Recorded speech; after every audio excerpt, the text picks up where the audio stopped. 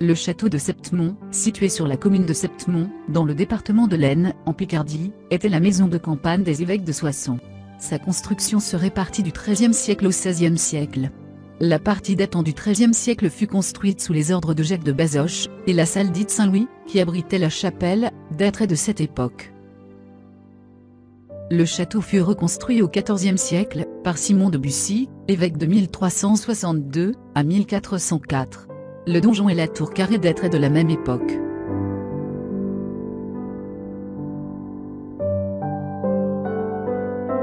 Le pavillon Renaissance, dit logis des évêques, a été construit par l'évêque Symphorien de Guyou, qui y mourut en 1533.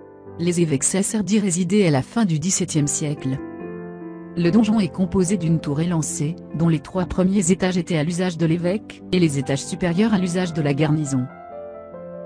L'ensemble du domaine fut confisqué et vendu comme bien national, lors de la Révolution française.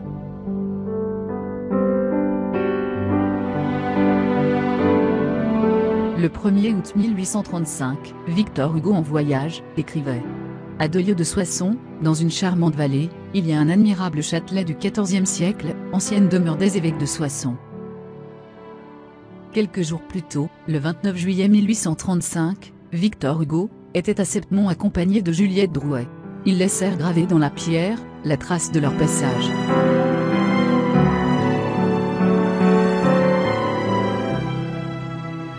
Le château subit de lourds dégâts durant la Première Guerre, et fut occupé par les Allemands durant la Seconde. D'innombrables graffitis ornent les murs de cet édifice, et nous font voyager à travers les époques sombres de l'histoire de cette région.